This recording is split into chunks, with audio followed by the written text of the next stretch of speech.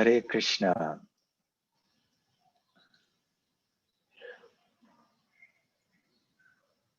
तो आज बहुत ही पावन दिन है, श्री गोवर्धन पूजा इस दिन पर हुई थी। श्री व्रजमंडल व्रजभूमि में भगवान ने ये अद्भुत लीला प्रकट की थी, जिसका श्रवण कीर्तन स्मरण आदि हम सब आज तक भी कर रहे हैं और हजारों हजारों वर्षों तक इस लीला की चर्चा चलती रहेगी। ये भगवान श्री कृष्ण के अति प्रसिद्ध लीलाओं में से, अति महत्वपूर्ण लीलाओं में से एक है। वैसे इस कथा को तो हम प्रतिवर्ष सुनते हैं, हो सकता है कई बार सुनते हैं। तो मैंने सोचा कि आज एक कोई अलग दृष्टिकोण से इस कथा को कहें। हम भक्ति रसामृत सिंधु ग्रंथ में जहां जहां श्री गोवर्धन लीला का उल्लेख हुआ है, उन प्रसंगों की चर्चा करेंगे। परंतु उसके पहले संक्षेप में श्रीमद् भागवत की कथा को हम सुन लें, 1-2-5 मिनट में केवल।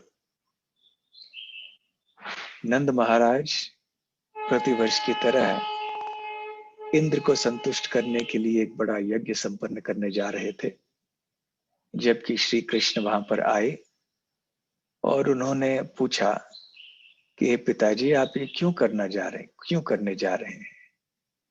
वैसे श्री कृष्ण चाहते थे कि उनके प्रिय ब्रजवासी भक्त देवी देवताओं की उपासना न करें और वो जाने कि जब श्री कृष्ण वो स्वयं उनके बीच में हैं तो और किसकी आवश्यकता है उनको। उन्होंने प्रेरित किया नंद महाराज और अन्य ब्रजवासियों को कि वो गोवर्धन की पूजा करें। सारे ब्रजवासी मान गए और फिर बहुत अद्भुत भोग तैयार किया गया, बहुत ही सुंदर उत्सव मनाया गया, भगवान को भोग चढ़ाया गया। भगवान ने विशेष रूप लिया वहां पर। गोवर्धन कृष्ण भगवान ने गोवर्धन रूप, वैसे भी गोवर्धन श्री कृष्ण से अभिन्न है और इस बात को साबित कर दिखाया गोवर्धन ने। उन्होंने एक विराट रूप धारण किया और जितना भी भोग उनके सामने रखा था वो उन्होंने ग्रहण कर लिया और मांगा, और जितना भी ब्रजवासी भोजन पका सके, एकत्र कर सके, उन्होंने किया और ऐसे गोवर्धन को उन्होंने संतुष्ट किया। और फिर श्री कृष्ण के आदेश के अनुसार सारे ब्रजवासियों ने मिलकर परिक्रमा की गोवर्धन की। तो गोवर्धन की परिक्रमा की प्रथा यहीं से प्रारंभ होती है। भगवान श्री कृष्ण ने स्वयं कर दिखाया और आने वाले लाखों लाखों पीढ़ियों के लिए उन्होंने एक उदाहरण रखा कि हाँ, हमें सब वृंदावन में जाके गोवर्धन की परिक्रमा करनी चाहिए। और ये सुंदर उत्सव तो हो गया, परंतु उधर इंद्रदेव जो कि स्वर्ग लोक में बैठे थे, वो बहुत ही क्रोधित हो गए कि मेरे लिए जो यज्ञ संपन्न किया जा रहा था, उसको इस दुष्ट बालक ने आके रोक दिया। और ये ब्रजवासियों ने इस बच्चे की बात सुनकर मेरे प्रति बहुत बड़ा अपमान किया है, इसलिए मैं इनको सबक सिखाऊंगा। तो सृष्टि के संहार के समय के जो बादल होते हैं, सांवर्तक बादल, उनको बुलाया इंद्र ने और आदेश दिया कि जाओ मूसलधार वर्षा बरसाओ वृंदावन धाम के ऊपर। तो वहां पर इस तरह से बरसात हुई कि सभी लोग आश्चर्यचकित रह गए, बहुत पीड़ित अवस्था में थे सभी। तो श्री कृष्ण के शरण में आए सभी। श्री कृष्ण तो सदैव अपने भक्तों की रक्षा के लिए तत्पर रहते हैं। जल्दी से उन्होंने जाके गोवर्धन पर्वत को धारण किया और एक छतरी के समय वो बन गया सारे ब्रजवासियों को उस पर्वत के नीचे बुलाया और लगातार 7 दिन 7 रात भगवान श्री कृष्ण ने अपने बाएं हाथ की उंगली के ऊपर श्री कृष्ण ने गोवर्धन पर्वत धारण किया। और जब 7 दिन बीत गए तो इंद्रदेव को पता चला कि मैंने कितनी बड़ी गलती कर ली। ब्रजवासियों को तो पता ही नहीं चला कि 7 दिन कैसे बीत गए। न उनको कोई भूख थी, न कोई प्यास था, न कोई थकावट, न कोई नींद। वो केवल श्री कृष्ण के सुंदर मुखारविंद का दर्शन करते रहे। और ये सुअवसर तो उनको साधारण अवस्था में प्राप्त नहीं होता था, क्योंकि वैसे प्रतिदिन प्रातः काल में श्री कृष्ण वन में चले जाते थे गायों को चराने के लिए और सायंकाल लौट के आते थे। लेकिन इस समय उनको 24 घंटे भगवान कृष्ण के दर्शन करने का मौका मिल गया। तो उधर इंद्रदेव फिर आए, माता सुरभि को साथ में लेकर श्री कृष्ण के सामने क्षमा याचना की। वहां पर श्री कृष्ण का अभिषेक हुआ, उनका नाम रखा गया गोविंद। इस तरह से इंद्र के मान को भंग किया श्री कृष्ण ने और अच्छे उपदेश दिए श्री भगवान ने इंद्र को कि आइंदा ऐसे घमंडी नहीं होना, याद रखना कि तुम मेरे भक्त हो, मेरे दास हो। तो ये बहुत ही सुंदर मधुर उत्सव है और जितना भी इस लीला की हम चर्चा करें वो कम है। इसलिए हमारे आचार्यों ने भी विभिन्न दृष्टिकोण से सुंदर तात्पर्य दिए हैं, टीकाएं लिखी हैं। तो आज हम श्रील रूप गोस्वामी द्वारा रचित भक्ति रसामृत सिंधु ग्रंथ से गोवर्धन लीला से संबंधित कई प्रसंगों का वर्णन करेंगे। श्रील प्रभुपाद जी ने भी कई अच्छी अच्छी टीकाएं लिखी हैं।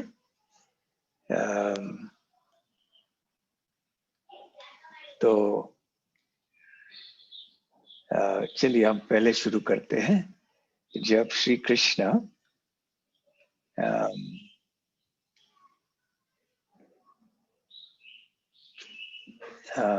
प्रवचन सुनते समय हमें याद रखना है कि जब आजकल हम जूम, फेसबुक, इंटरनेट पे हम सुन रहे होते हैं, खास करके जूम के ऊपर, तो हमें ऐसे ही व्यवहार करना चाहिए कि मानो हम मंदिर में बैठ के सुन रहे हैं। यदि हम मंदिर में बैठ के सुन रहे होते तो हम इधर उधर जाते नहीं और न ही हम खाते पीते कुछ करते। तो एक जगह बैठना है और इधर उधर नहीं जाना है और नहीं कैमरा के सामने फिर कुछ खाना है, पीना है। तब जाकर प्रवचन की गंभीरता का अनुभव होगा। नहीं तो फिर हम इधर उधर घूमते रहेंगे घर में तो पूरा लाभ नहीं उठा पाएंगे। और जो भी अन्य भक्त हैं, जो भी अपने अपने फोन या कंप्यूटर पर देख रहे हैं, उनके लिए भी अच्छा नहीं है। तो खैर, तो चलिए शुरुआत करते हैं कि रूप गोस्वामी बतलाते हैं कि भगवान श्री कृष्ण ने कितने आसानी से गोवर्धन पर्वत को धारण किया। भगवान श्री कृष्ण के लिए कोई कठिनाई की बात नहीं है ना। वैसे भगवान श्री कृष्ण के लिए ये एक ब्रह्मांड भी एक सरसों के बीज के बराबर है। उनके जो कला हैं, अर्थात उनके विस्तार के विस्तार शेष, वो अपने फणों पे ब्रह्मांडों को धारण करते हैं। तो जब सारे ब्रह्मांड उनके फणों पे रहते हैं तो उनको ऐसे नहीं लगता कि कितना भारी वजन है। उनको सरसों के बीज के समान लगता है, कोई वजन नहीं, हल्का है बहुत। तो भगवान श्री कृष्ण चाहे तो सब कुछ उठा सकते हैं, उनके लिए एक पर्वत कौन सी बड़ी बात है। परंतु भगवान श्री कृष्ण मनुष्य समाज में आकर ये सब कर रहे थे। यद्यपि भगवान श्री कृष्ण हर समय भगवान ही रहते हैं, चाहे वो किसी भी योनि में, किसी भी समाज में क्यों न प्रकट हो जाए। जिस समाज में भगवान प्रकट होते हैं, उस समाज के सदस्यों की तरह उनका बर्ताव रहता है। तो जब वो मनुष्य समाज में आते हैं, तो फिर और खास करके जब वो बच्चे की लीला कर रहे होते हैं बाल्यावस्था में या पौगंड अवस्था में, किशोर अवस्था में, तो जैसे मनुष्य बर्ताव करते हैं उसी तरह से वो करते हैं।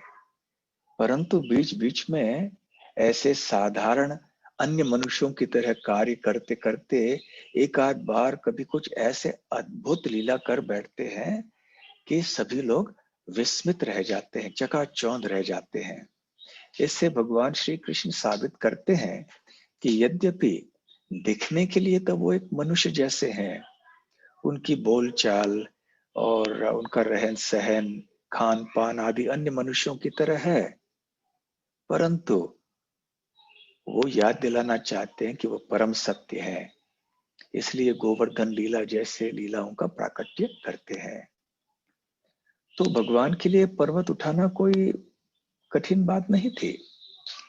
तो कैसे उठाया उन्होंने?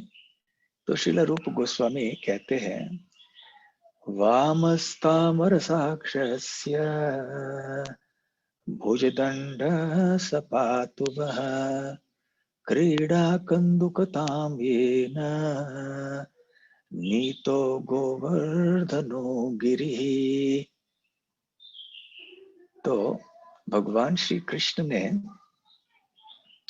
क्रीड़ा कंदुकताम येन, कंदुकताम अर्थात तो कोई गेंद होता है ना, बॉल, बच्चे लोग एक गेंद से खेलते हैं, इधर उधर फेंकते हैं, आसानी से उठाते हैं। तो खेल खेल में ही भगवान क्रीड़ा कंदुकताम येन नीतो गोवर्धन गिरि, तो भगवान श्री कृष्ण ने गोवर्धन गिरि, गिरि गोवर्धन को नीतो उठाया।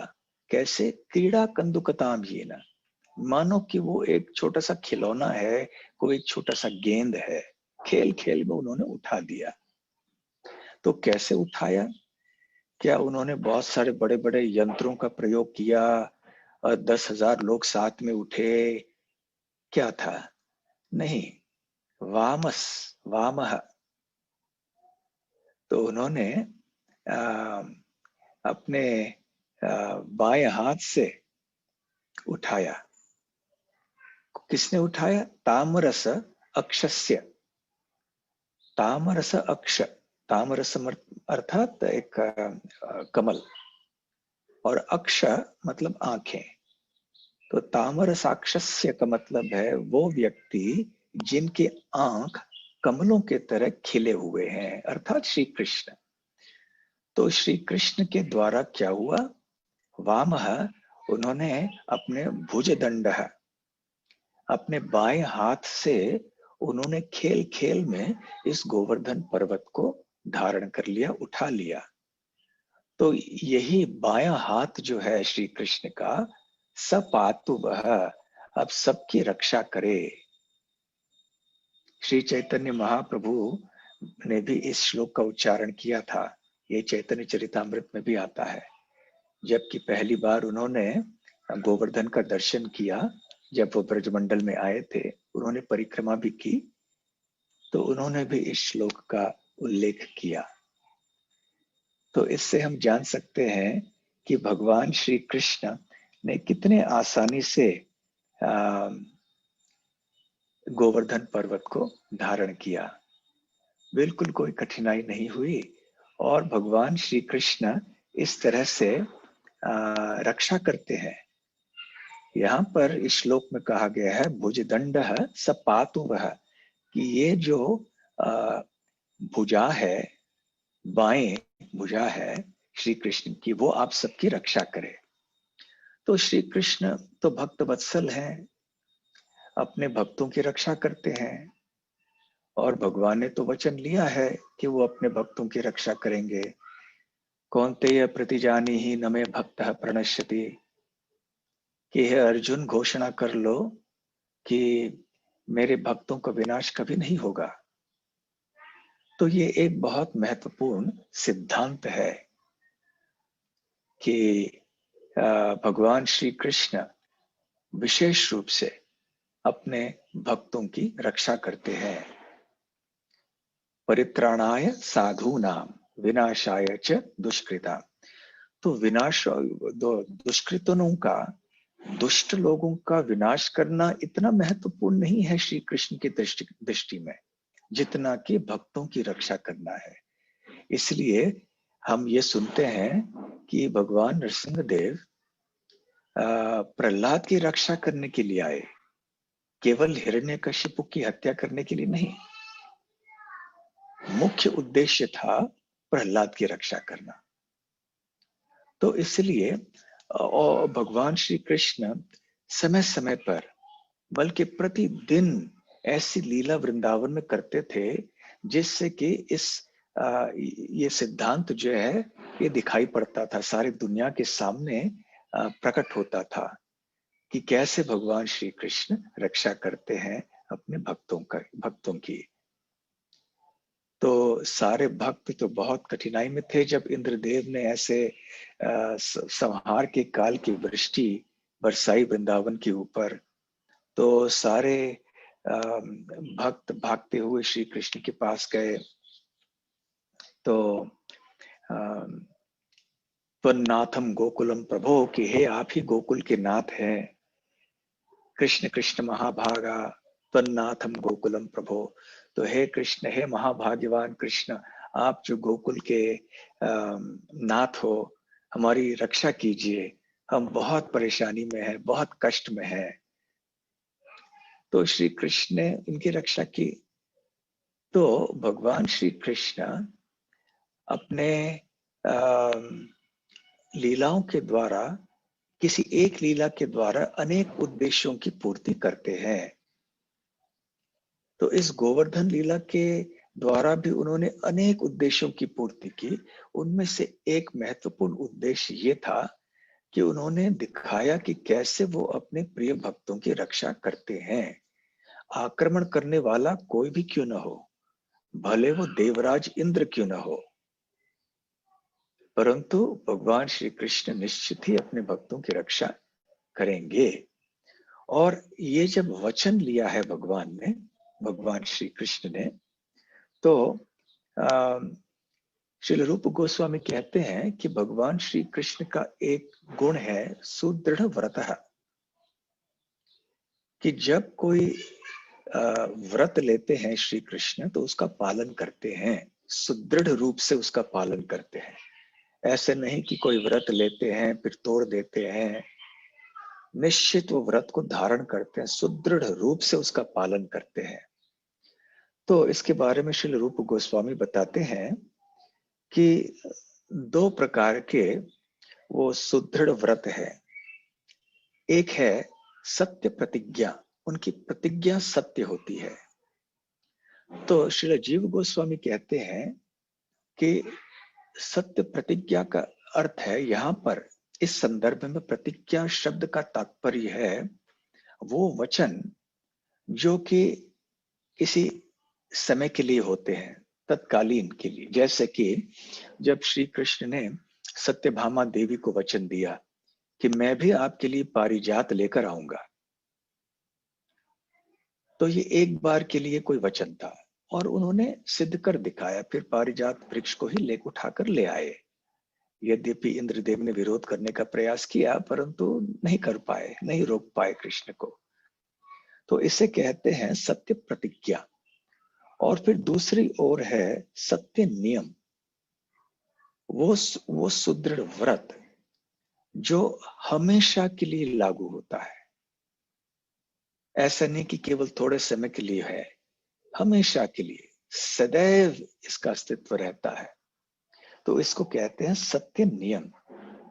तो भगवान का जो वचन है कि मैं मेरे भक्तों की रक्षा करूंगा, ये एक सत्य नियम है।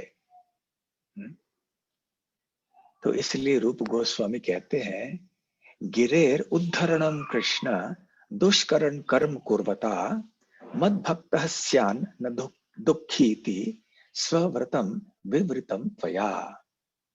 वो कहते हैं गिरेर उद्धरणम कृष्ण, कृष्ण ने धारण किया। गिरि, गिरि अर्थात पर्वत, गोवर्धन। दुष्कर्म कर्म कुर्वता, दुष्कर्म कर्म अर्थात वो कर्म जिसे करना बहुत मुश्किल था, आसान नहीं था एक इतने बड़े पर्वत को उठाना, कुर्वता, परंतु उन्होंने कर दिया। तो श्री कृष्ण ने गोवर्धन पर्वत को उठाकर एक ऐसे काम कर दिया, एक ऐसे कार्य किया जिसको करना बहुत बहुत मुश्किल था, परंतु इस कार्य को करने का उद्देश्य क्या था और इस कार्य की पूर्ति करके उन्होंने क्या हासिल किया, क्या प्राप्त किया। मद भक्त स्यान न दुखीति, स्वव्रतम, उनका व्रत था, स्वव्रतम, उन्होंने एक व्रत लिया था। क्या व्रत लिया था? मद भक्त स्यान न दुखीति, मेरे भक्तों को कभी भी मैं कष्ट में रहने नहीं दूंगा। जब भी मेरे भक्त कष्ट में रहेंगे, दुख में रहेंगे, कोई कठिन अवस्था में रहेंगे, तो मैं उनकी रक्षा करूंगा। विवृतम त्वया, स्वव्रतम विवृतम त्वया। तो आपने ये व्रत लिया था कि आप अपने भक्तों को दुख में नहीं देख पाते हैं, आप उनकी रक्षा करेंगे, और आपने ऐसे अद्भुत कार्य करने के द्वारा आप सत्य व्रत हैं, सुदृढ़ व्रत हैं आप। और एक बार आगे चल के रूप गोस्वामी कहते हैं कि वैसे जब पहली बार इंद्र ने ऐसे मूसलधार वर्षा बरसाई तो श्री कृष्ण को गुस्सा आया, ऐसे श्रील रूप गोस्वामी कहते हैं। और उनके मन में विचार आया कि अरे ये इंद्रदेव ने ऐसे काम किया, ऐसा, तो मैं तुरंत अभी स्वर्गलोक जाऊंगा और स्वर्गलोक ही नष्ट कर दूंगा। इंद्र तो क्या, सारे स्वर्गलोक को ही मैं नष्ट कर दूंगा। तो कभी कभी होता है ना हमें, जब तुरंत कुछ हम ऐसी घटना देखते हैं जो हमें पसंद नहीं है, किसी ने कोई बहुत गलत काम किया हो, अन्यों के प्रति कोई अन्याय कर रहा हो, तो तुरंत हमारे मन में गुस्सा आ जाता है और ऐसे लगता है कि चलो हम कुछ करें, है ना। तो वैसे ही ये जो एक प्रवृत्ति है ये भगवान कृष्ण में है।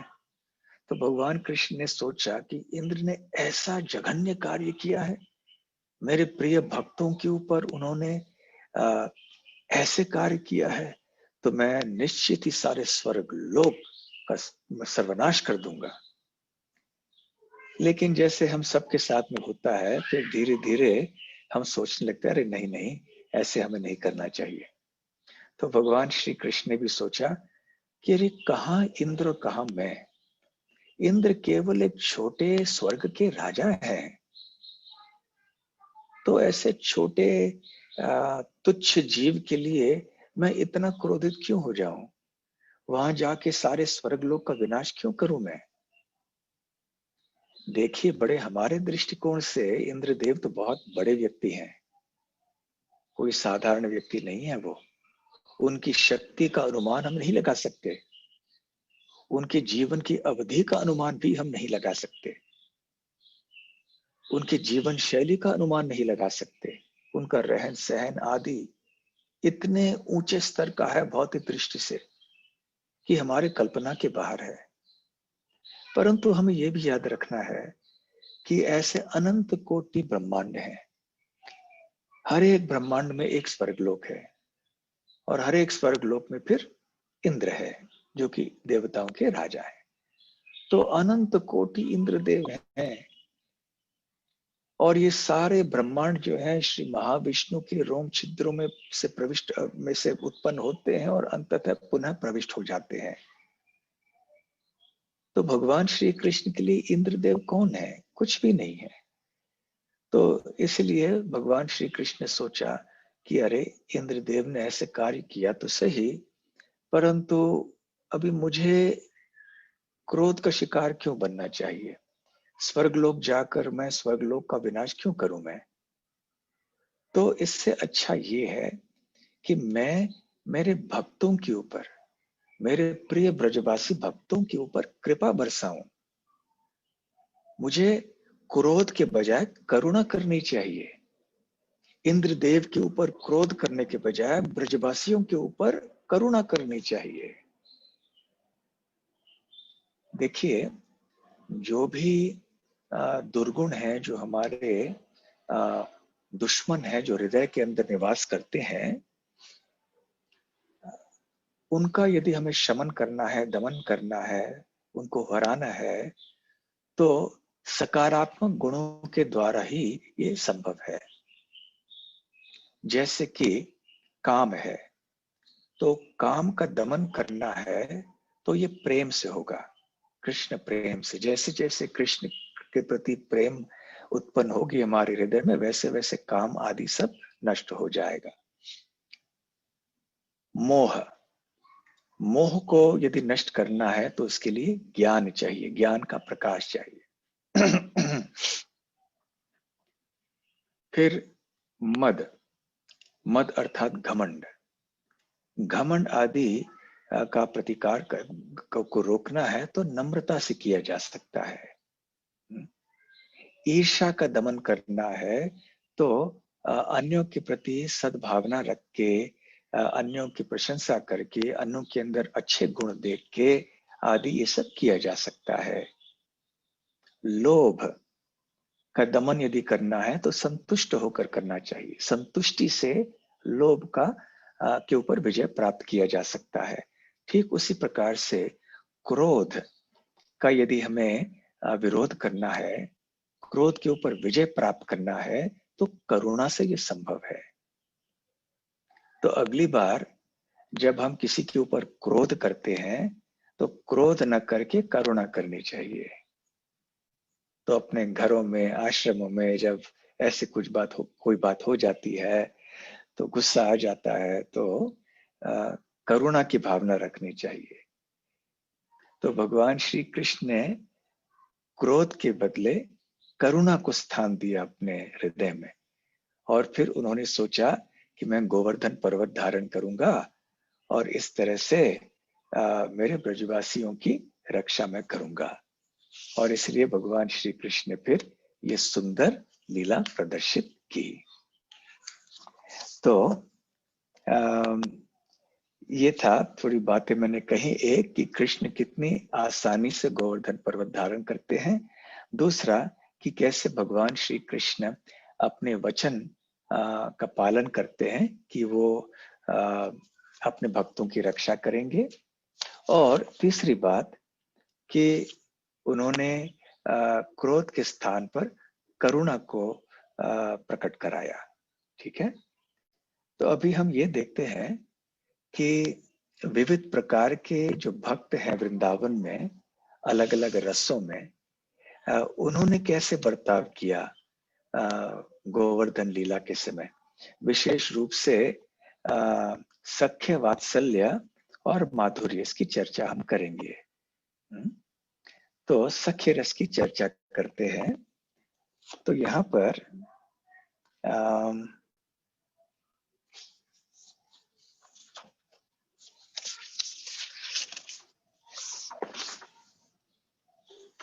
भक्ति रसामृत सिंधु में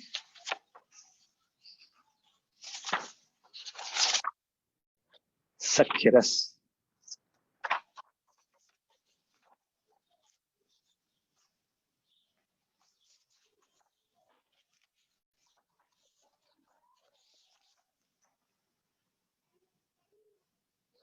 हाँ क्षमा कीजिए,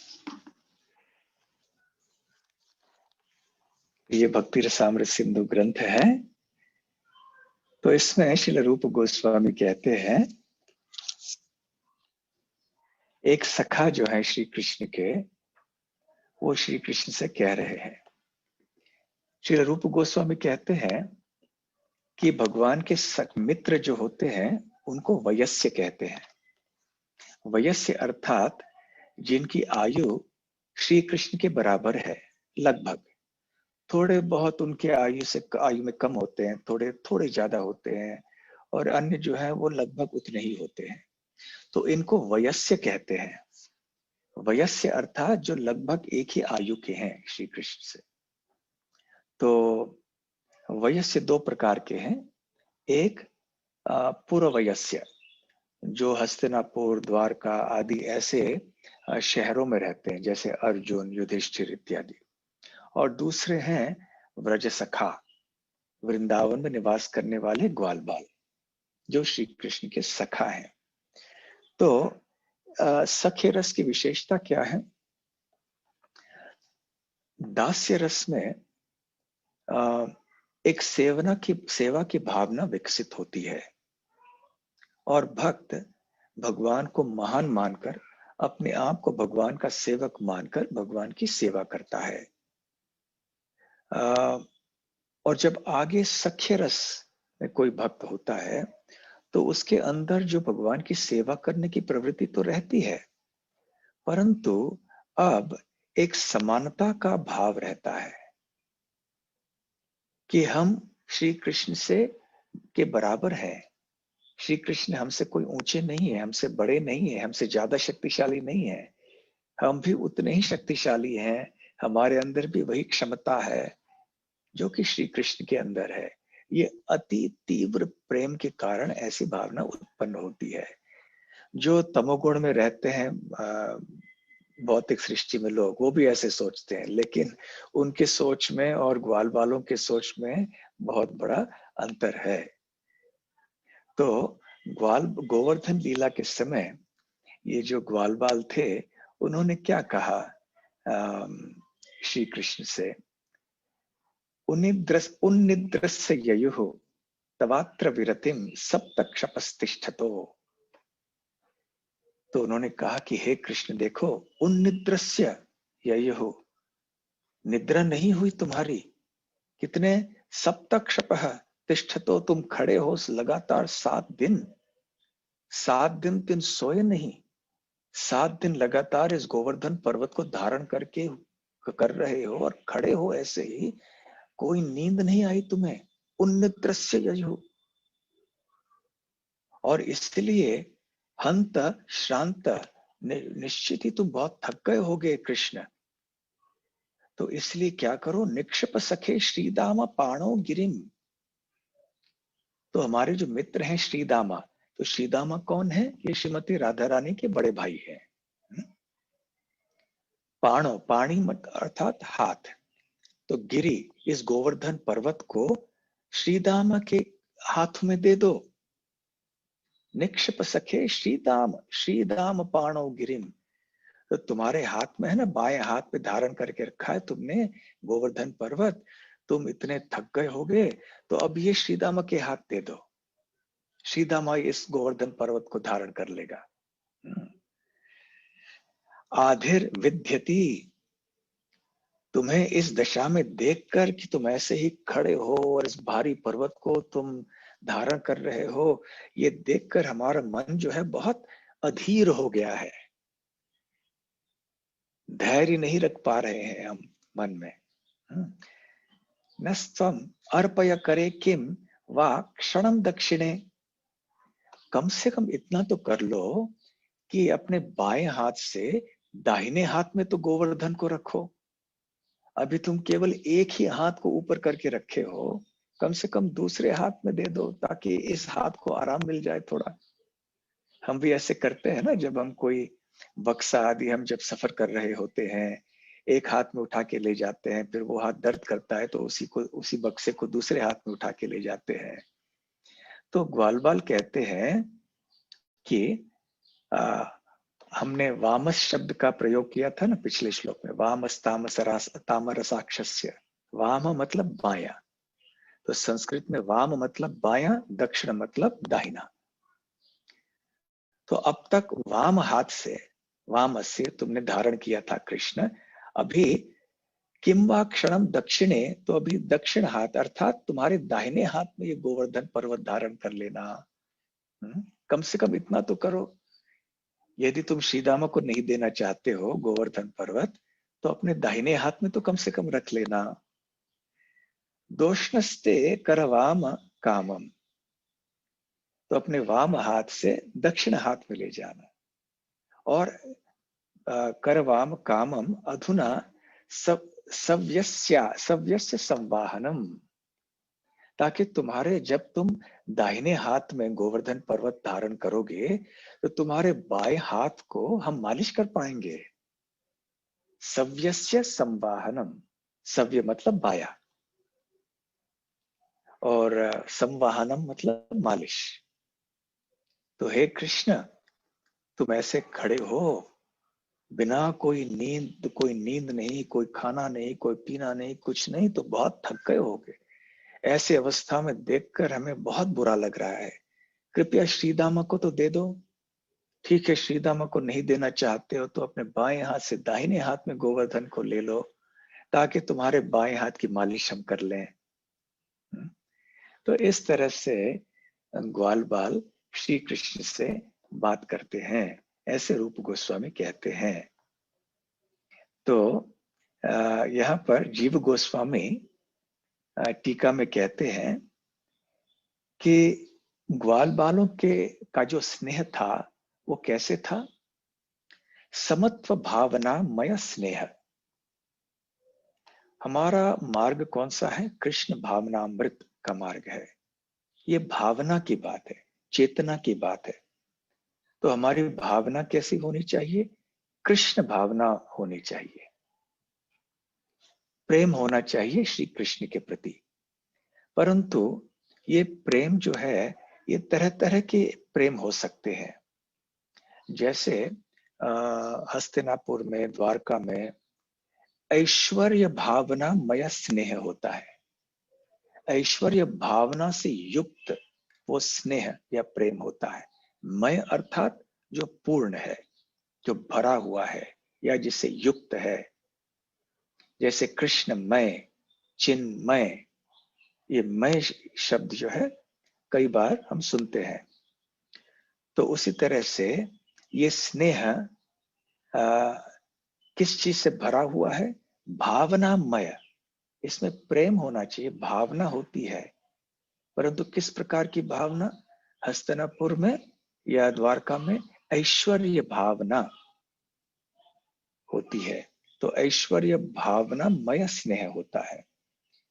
तो उसी प्रकार से वृंदावन में भी अलग अलग जो भक्त हैं भगवान श्री कृष्ण के, उनकी भी भावनाएं शुद्ध प्रेम के स्तर पर आधारित होती हैं, परंतु गुणवत्ता में और मात्रा में भी थोड़े भिन्न होती हैं। इसलिए जो सख्य भाव में है, समत्व भावना मय स्नेह, तो समानता की भावना होती है उनके और श्री कृष्ण के बीच में। उनके मन में यह विचार नहीं होता है जैसे दास्य भाव में होता है। दास्य भावना मय स्नेह में क्या होता है कि भक्त भगवान को अपने से श्रेष्ठ मानता है, तो वो श्रेष्ठ भावनामय स्नेह हो जाता है। या वात्सल्य में क्या होगा? निम्न भावनामय स्नेह, कि श्री कृष्ण हमसे निम्न है, श्री कृष्ण हम पर निर्भर है, हमें श्री कृष्ण की रक्षा करनी चाहिए, यदि हम नहीं करेंगे तो श्री कृष्ण का क्या होगा? तो वात्सल्य भाव में भक्त श्री कृष्ण को अपने आप से निम्न समझता है, और दास्य भाव में भक्त भगवान को अपने आप से वरिष्ठ या श्रेष्ठ समझता है, परंतु सख्य भाव में भक्त श्री कृष्ण को अपने आप से बराबर समझता है। इसलिए श्री कृष्ण कह रहे हैं कि ये जो भी कुछ सखाएं श्री कृष्ण से कह रहे हैं, जब श्री कृष्ण गोवर्धन पर्वत धारण कर रहे होते हैं, तो उसे वो समत्व भावना मय स्नेह से उत्पन्न हो रहे हैं, ये सारी बातें। तो कितनी सुंदर बात है ये। वैसे गोवर्धन लीला में भगवान श्री कृष्ण सारे रसों का आस्वादन करते हैं।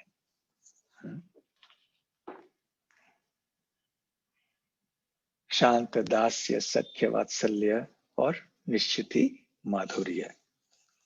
तो अब आइए वात्सल्य के बारे में क्या कहते हैं वो हम देख लें।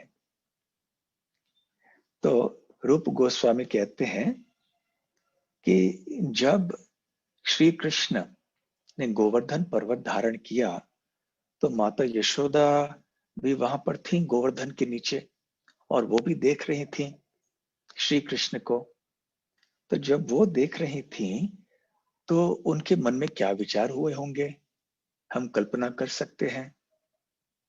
देखिए, एक माँ अपने बच्चे को देखे कि बहुत भारी वजन उठा के खड़ा है, वजन अपने सर के ऊपर रखा है, तो माँ तो चिंतित हो जाएगी ना कि ये वजन गिर जाएगा तो सर के ऊपर फिर क्या होगा। तो माता यशोदा स्तंभित रह गई, स्तब्ध रह गई जब उन्होंने देखा कि श्री कृष्ण ने पर्वत धारण कर लिया है। तो एक तरह से ये आनंद के लक्षण है, दिव्य आनंद के लक्षण है। तो स्तब्ध होने के कारण वो जाके श्री कृष्ण को आलिंगन भी नहीं कर पाई, और श्री कृष्ण के इस बहुत ही खतरनाक परिस्थिति को देखकर उनकी आंखों में आंसू आ गए। और फिर वो कुछ देख नहीं पाई। न देखने के कारण वो बस ऐसे ही रह गई और कुछ कह भी नहीं पाई, क्योंकि कंठ भी कुछ कह नहीं पाया, उनके मुख से कुछ शब्द भी नहीं निकल रहे थे। इसलिए वो श्री कृष्ण को कुछ आदेश भी नहीं दे पा रही थी, मन में विचार भी नहीं आ रहा था कि क्या कहें। तो इस तरह से माता यशोदा की दशा थी प्रारंभ में। ऐसे रूप गोस्वामी वर्णन करते हैं जबकि उन्होंने श्री कृष्ण को गोवर्धन पर्वत उठाते हुए देखा। तो और एक बात यहाँ पर कहते हैं,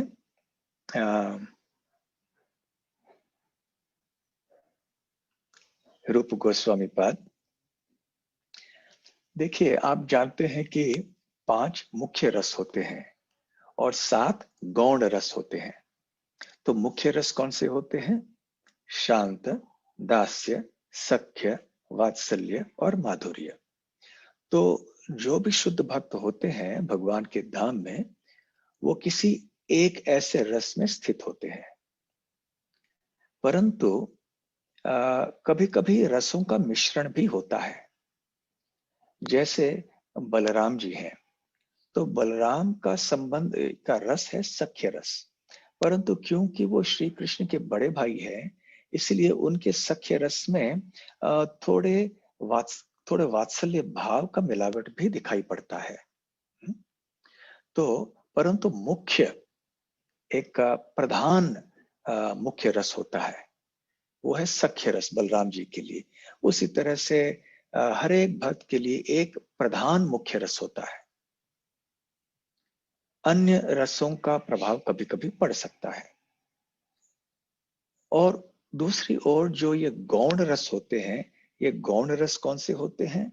एक तो है वीर रस, फिर बीभत्स रस, रौद्र रस, भयानक रस, अद्भुत रस, हास्य रस, करुणा रस।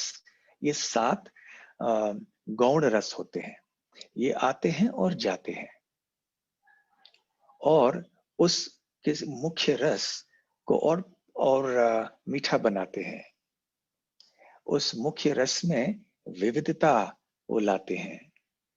तो ये गौण रस। तो यहाँ पर वात्सल्य रस मुख्य रस है माता यशोदा का।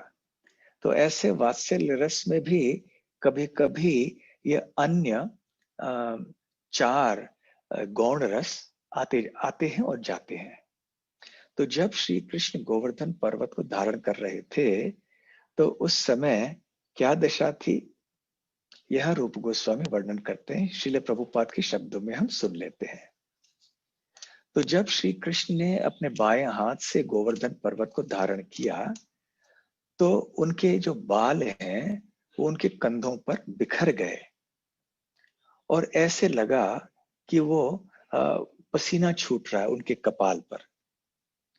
तो जब माता यशोदा ने ये देखा कि इस प्रकार से श्री कृष्ण परिश्रम कर रहे हैं, तो भयानक रस का आस्वादन वो करने लगी। भयानक रस दो प्रकार के होते हैं। भय दो कारण से होते हैं।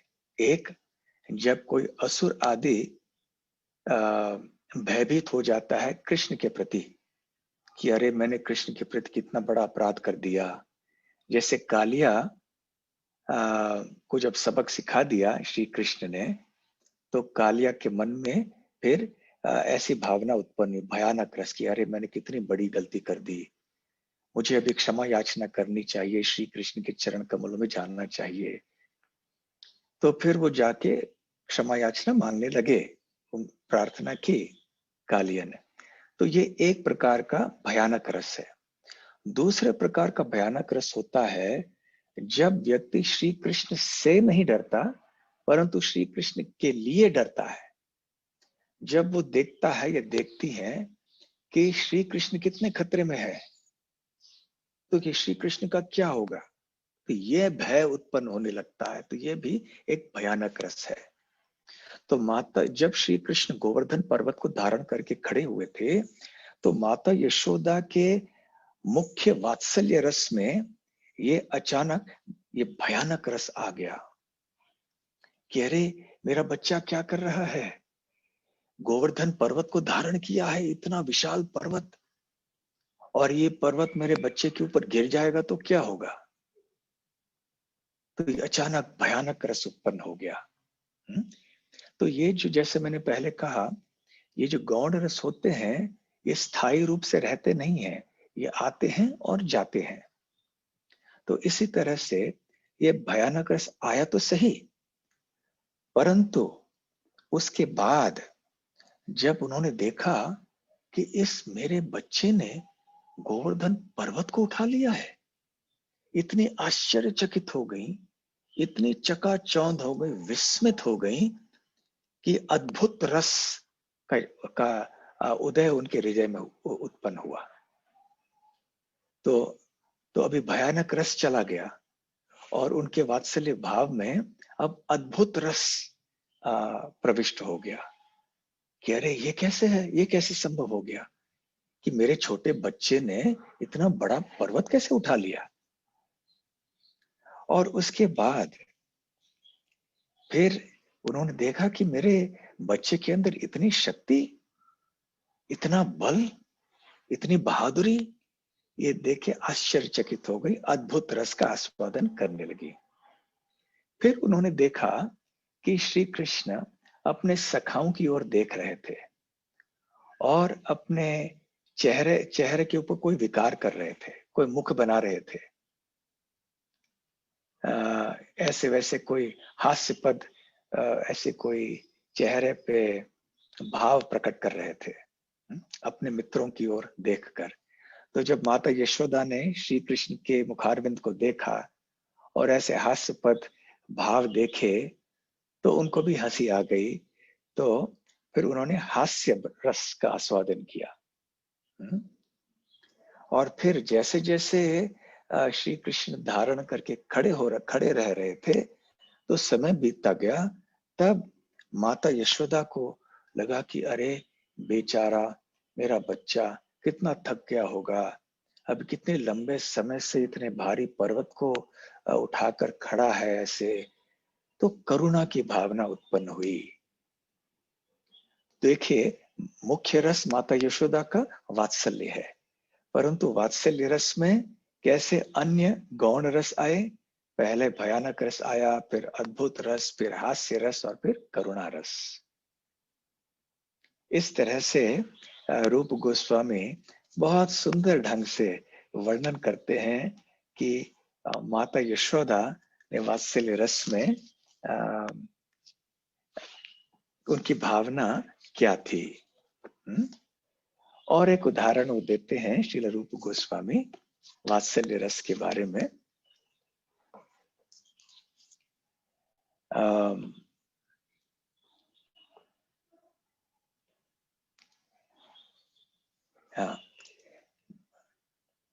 जब गोवर्धन लीला समाप्त हो गई,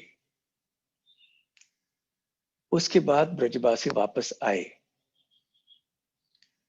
तो फिर बाद में सोचने लगे, जब वो गोवर्धन के नीचे थे तो सारे ब्रजवासी केवल श्री कृष्ण के सुंदर मुखारविंद को देखते रह गए और दिव्य आनंद के समुद्र में सारे तैर रहे थे।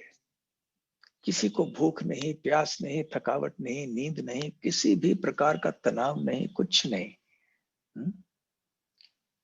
परंतु जब वो वापस चले गए 7 दिन के बाद, तब आपस में मिलजुल कर चर्चा करने लगे कि अरे ये क्या हो गया, हमारे लाडले कान्हा ने 7 दिन लगातार इस विशाल गोवर्धन पर्वत को धारण किया और हम सब उस गोवर्धन पर्वत के नीचे खड़े थे 7 दिन और 7 रात।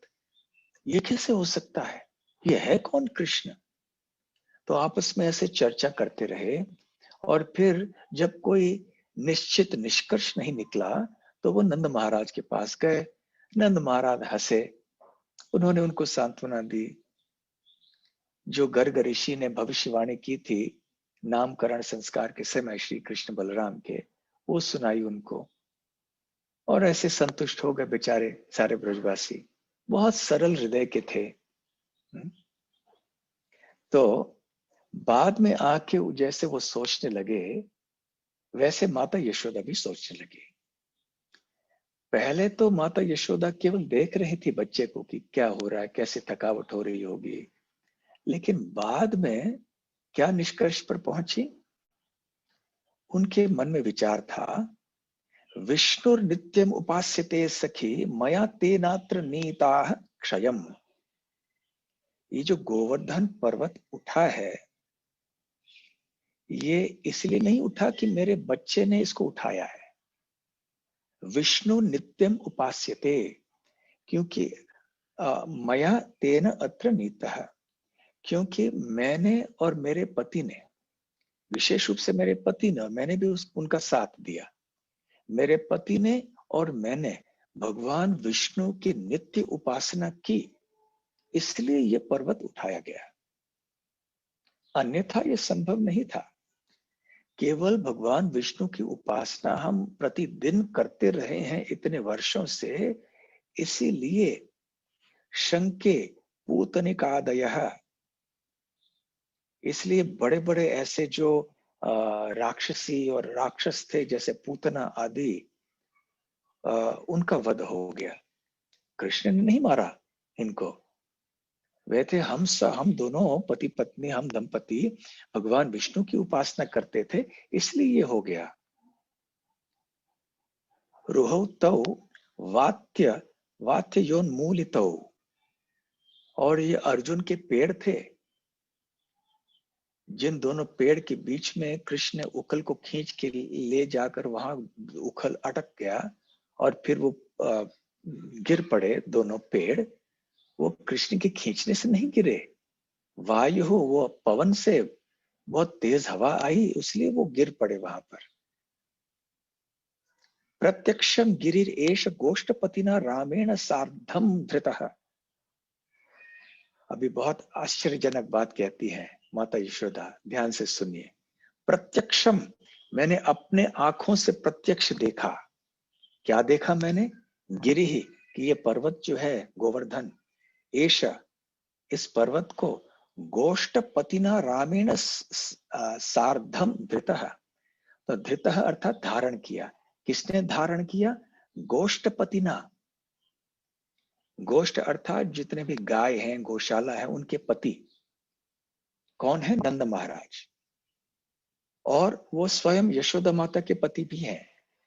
तो मेरे पिता नंद महाराज ने रामेण सार्धम, बलराम की उपस्थिति में या बलराम की सहायता से इस गोवर्धन पर्वत को धारण किया।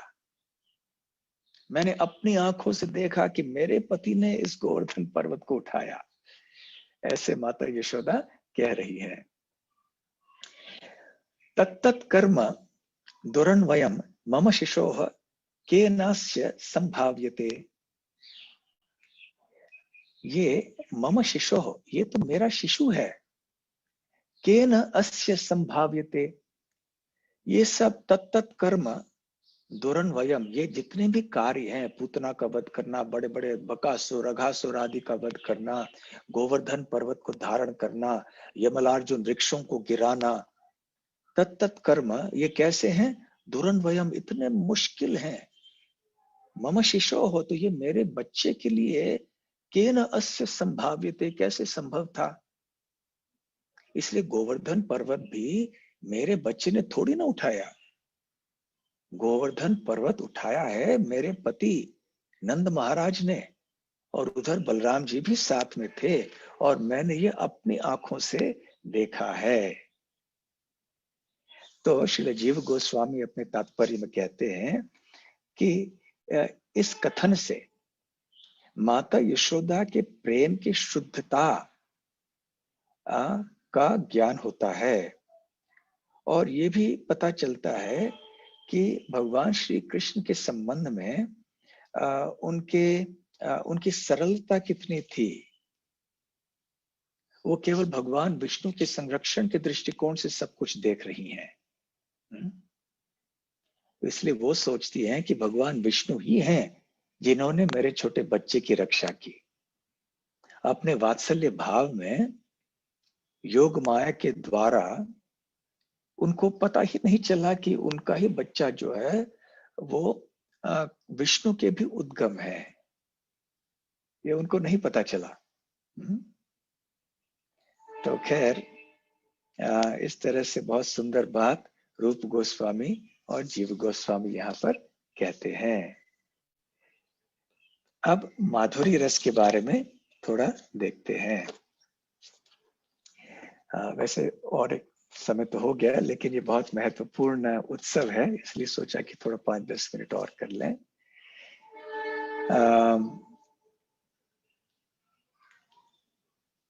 लज्जित होना ये भी श्री कृष्ण का एक गुण है।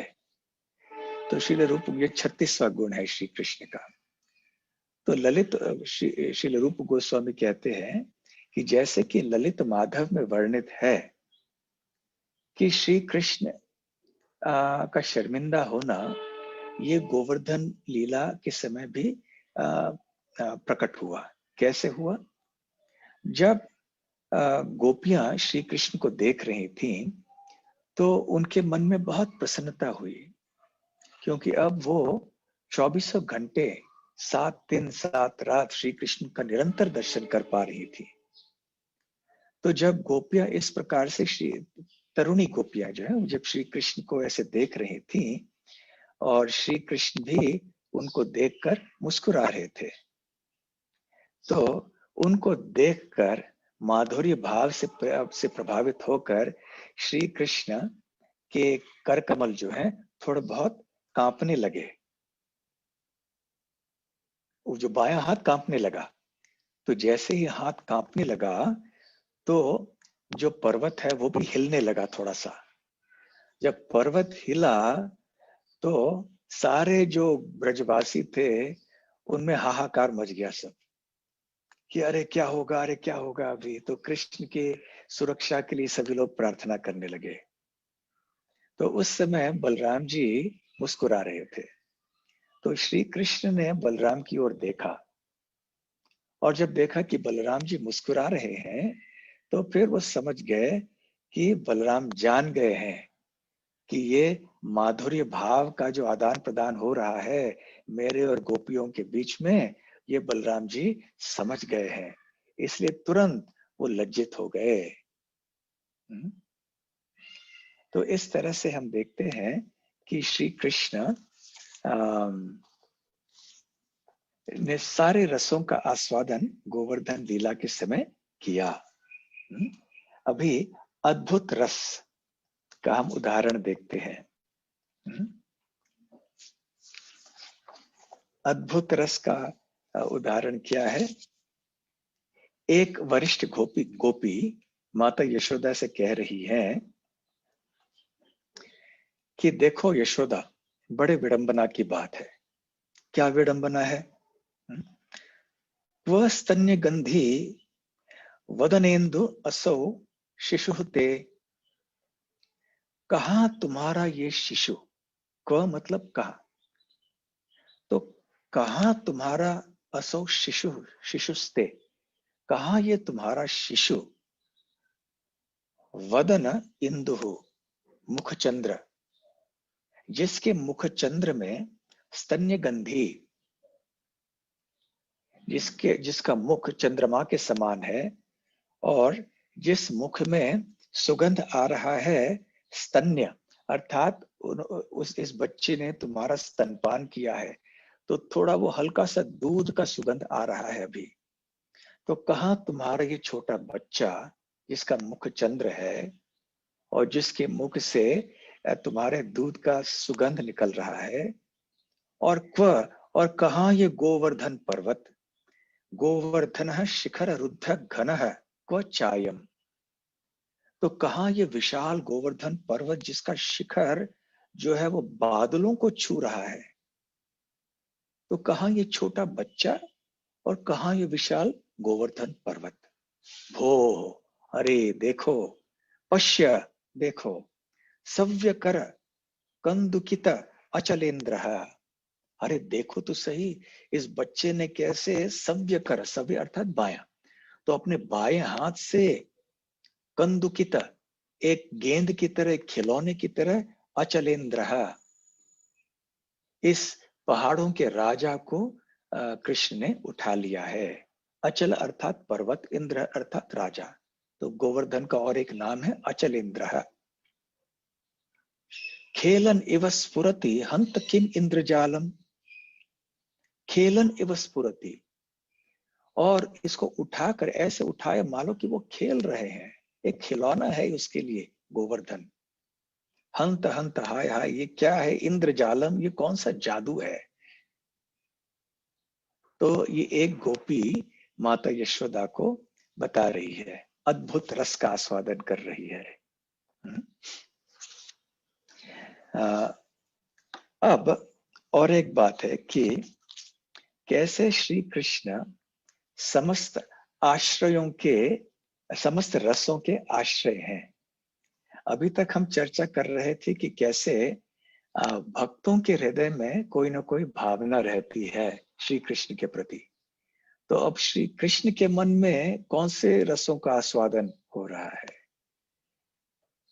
तो इस गोवर्धन लीला के समय तो श्री रूप गोस्वामी कहते हैं, स्वस्मिन् धुर्ये भी अमानी, यद्यपि श्री कृष्ण ने गोवर्धन पर्वत को धारण किया, फिर भी वो अमानी रहे। अमानी अर्थात नम्र रहे, अभिमान नहीं रहा उनके अंदर कि देखो मैं इतना बड़ा पहाड़ उठा रहा हूं, मैं कितना शक्तिशाली हूं, कितना महान हूं, ऐसी भावना नहीं आई उनमें।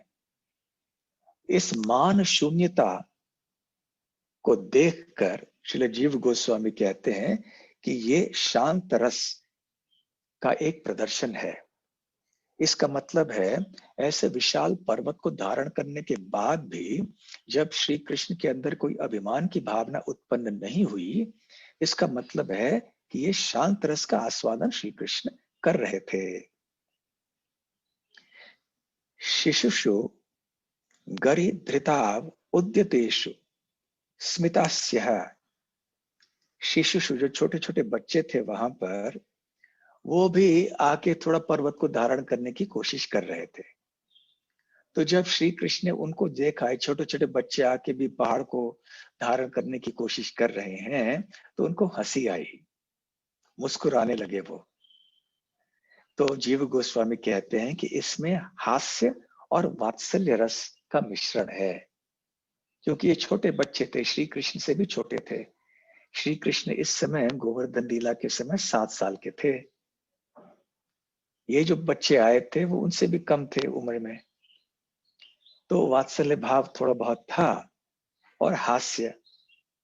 जैसे हम देखते हैं कि छोटा बच्चा कोई भारी चीज उठाने जाता है तो हमारे मन में भी हंसी आती है।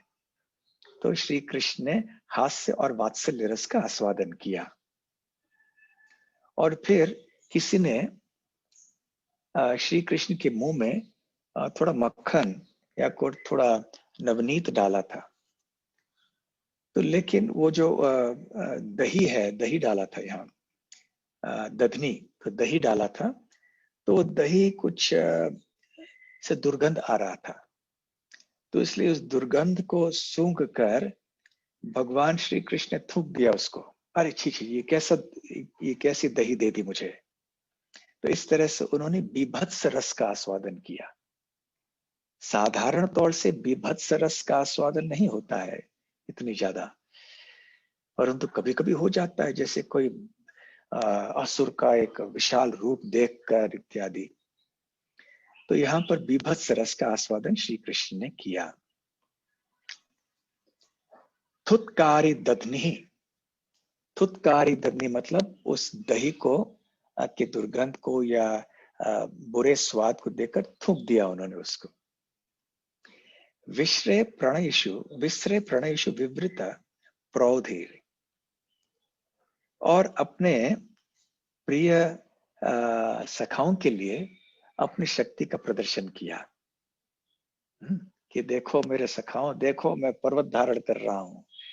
जैसे मित्रों के बीच में ये एक प्रवृत्ति रहती है कि हम अपनी शक्ति को दिखाना चाहते हैं कि देखो मैंने कितना बढ़िया काम कर दिया है। नारद मुनि हमें सावधान करते हैं भागवतम में कि इस तरह के भावना का शिकार नहीं होना चाहिए। हमें ये नहीं चाहिए कि हम दूसरों के सामने, खास करके हमारे मित्रों के सामने कुछ अपने ही कार्यों को बढ़ा चढ़ाकर बोलने का प्रयास करें। लेकिन कृष्ण अभी वीर रस का भी आस्वादन कर रहे हैं और सख्य रस का। अपने ग्वाल बाल मित्रों को दिखा रहे हैं कि देखो मैंने धारण किया है। और फिर इंद्रे अरुणाक्षः, इंद्र के प्रति भी देखा। अरुण मतलब लाल, तो लाल लाल आंखों से इंद्र की ओर देखा कि इंद्र तुमने क्या कर दिया, मेरे भक्तों को कष्ट दिया तुमने। तो रौद्र भाव, इंद्र के प्रति रौद्र भाव रखा, रौद्र रस का आस्वादन किया। और फिर गोष्ठे सासुर विदुने, फिर जब उन्होंने देखा कि यहाँ ब्रज में जो ब्रजवासी हैं, गाय है, उनको कितना कष्ट हो रहा है, तो उनके मन में करुणा की भावना उत्पन्न हुई। गुरुषु हरिमखम प्रास्य कंपः सपायाद। हरिमखम प्रास्य, श्री जीव गोस्वामी कहते हैं, इसका मतलब है भयानक रस। उनको भय लग गया कि अरे रे रे, मैंने क्या कर दिया। मेरे जितने भी वरिष्ठ हैं, बुजुर्ग हैं, वो इंद्रदेव की उपासना करने जा रहे थे, तो मैंने उनको रोक दिया। तो अब उनकी इच्छा की पूर्ति मैंने नहीं की, तो ये अच्छा नहीं है। तो भय की भावना, इसलिए दास्य भाव और भयानक भाव, इसका आस्वादन श्री कृष्ण ने किया।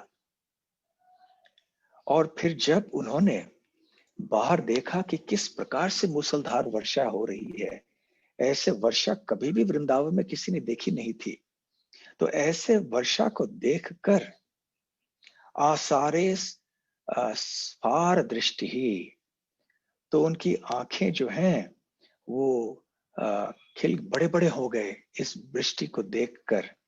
तो ये अद्भुत रस का अनुभव श्री कृष्ण ने किया कि ऐसा भयंकर बरसात आज तक नहीं देखा।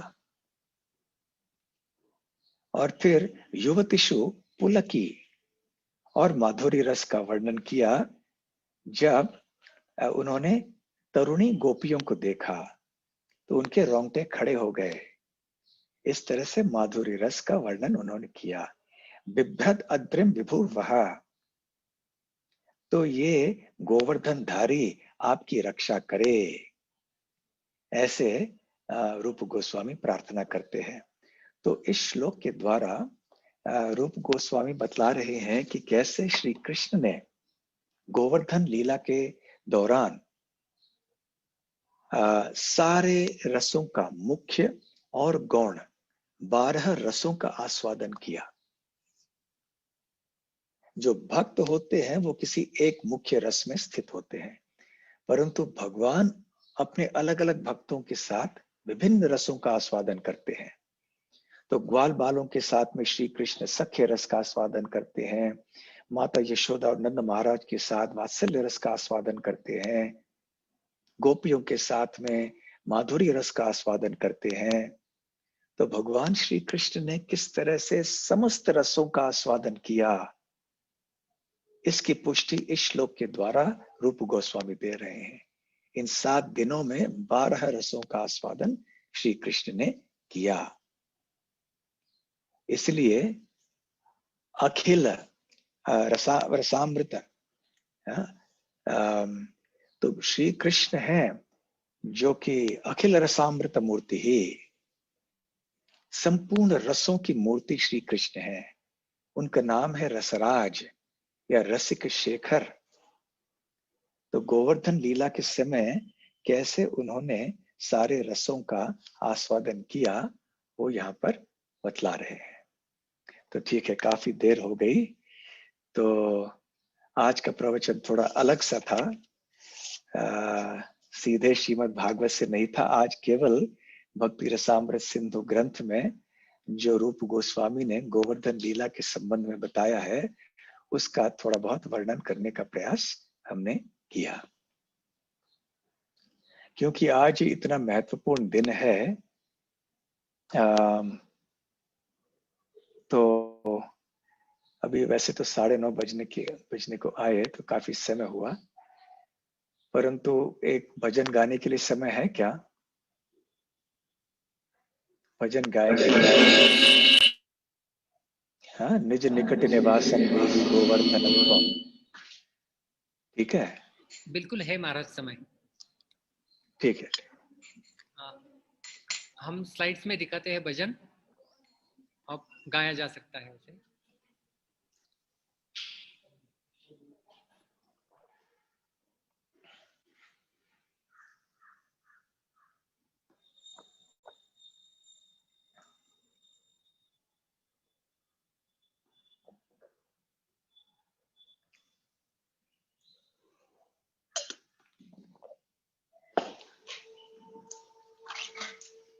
यह है श्री गोवर्धन वास प्रार्थना दशकम।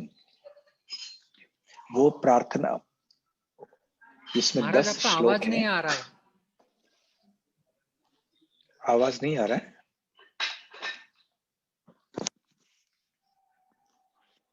डिस्चार्ज हो गया क्या?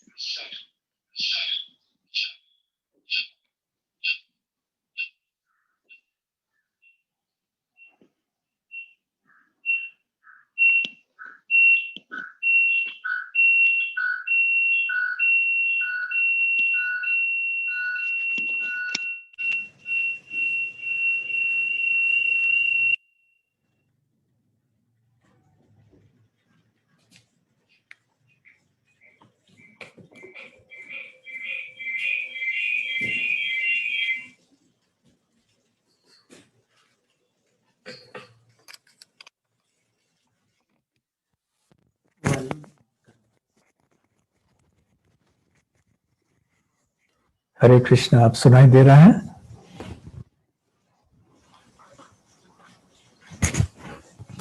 हाँ महाराज, सुनाई दे रहा है। ठीक।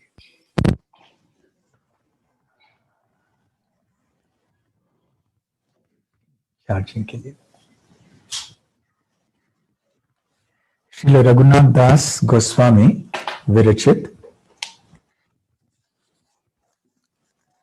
गांव में अनेक वर्षों से भक्त लोग ये भजन गाते हैं। कम साल में एक बार तो इस दिन पर।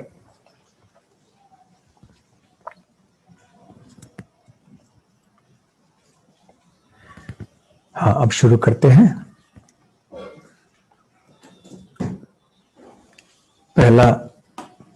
पहली पंक्ति। हाँ,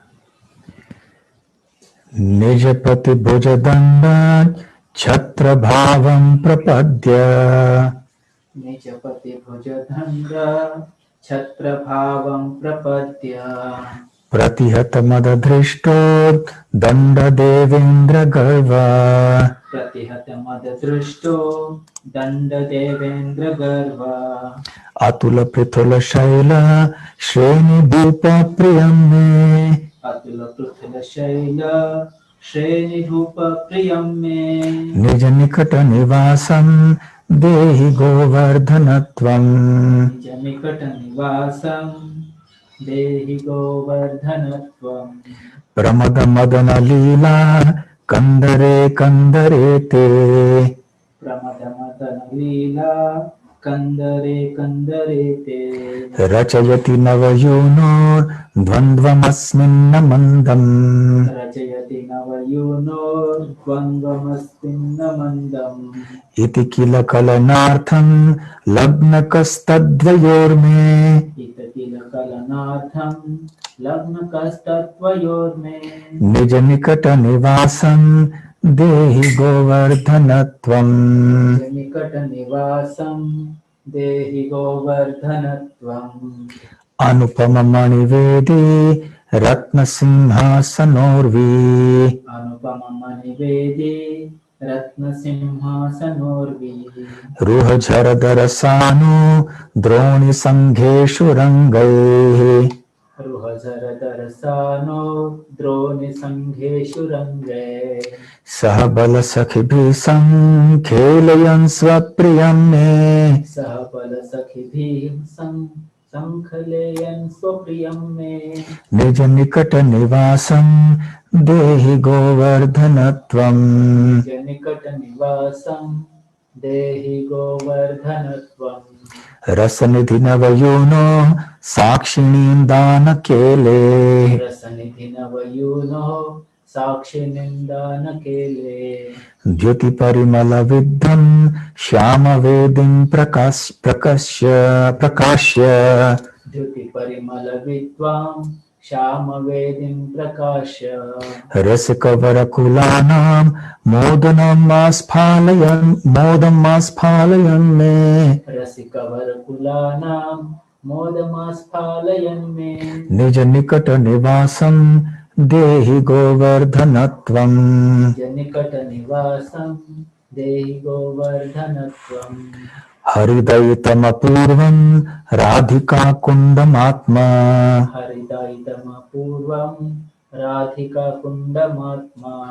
प्रियसखमिह कण्ठे नर्मणालिङ्ग्य गुप्तः। प्रियसखमिह कण्ठे नर्मणालिङ्ग्य गुप्तः। नवयुवयुगखेलास्तत्र पश्यन् रहो मे। नवयुवयुगखेलास्तत्र पश्यन् रहो मे। निज निकट निवासं देहि गोवर्धनत्वम्। निज निकट निवासं देहि गोवर्धनत्वम्। स्थल जल तल शष्पै भूरुह छायया च। स्थल जल तल शष्पैर्भूरुह छायया च। प्रतिपदमनुकालं हन्त संवर्धयन् गाः। प्रतिपदमनुकालं हन्त संवर्धयन् गाः। त्रिजगति निज गोत्रं सार्थकं ख्यापयन् मे। त्रिजगति निज गोत्रं सार्थकं ख्यापयन् मे। निज निकट निवासं देहि गोवर्धनत्वम्। निज निकट निवासं देहि गोवर्धनत्वम्। सुरपतिकृत दीर्घ द्रोहतो गोष्ठरक्षाम्। सुरपतिकृत दीर्घ द्रोहतो गोष्ठरक्षाम्। तव नवगृहरूपस्यान्तरे कुर्वतैव। तव नवगृहरूपस्यान्तरे कुर्वतैव। अघबकरिपुनोच्चैर्दत्तमानद्रुतं मे। अघबकरिपुनोच्चैर्दत्तमानद्रुतं मे। निज निकट निवासं देहि गोवर्धनत्वम्। निज निकट निवासं देहि गोवर्धनत्वम्। गिरिनृपहरिदास श्रेणिवर्येति नामा। गिरिनृपहरिदास श्रेणिवर्येति नामा।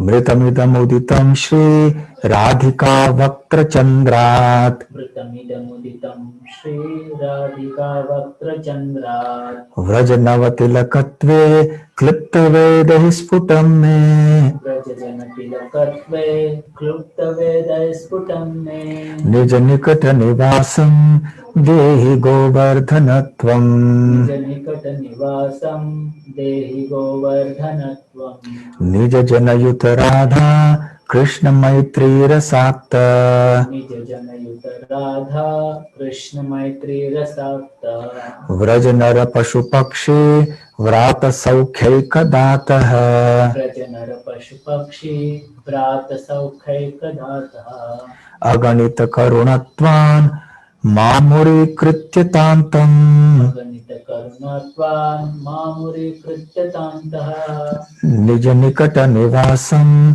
देहि गोवर्धनत्वम् निजनिकटनिवासं देहि गोवर्धनत्वम् निरुपधिकरुणेन श्रीशचीनन्दनेन निरुपधिकरुणेन श्रीशचीनन्दनेन त्वयि कपटिशठोऽपि त्वत्प्रियेणार्पितोऽस्मि त्वयि कपटिशठोऽपि त्वत्प्रियेणार्पितोऽस्मि इति खलु मम योग्यता माम् अगृह्णन् इति खलु मम योग्यतां मातानुगृह्णन् निजनिकटनिवासं देहि गोवर्धनत्वम् निकटनिवासं देहि गोवर्धनत्वम् रसदशकमस्य श्रीलगोवर्धनस्य रसदशकमस्य श्रीलगोवर्धनस्य क्षितिधरकुलभर्तुः यः प्रयत्नात् अधीते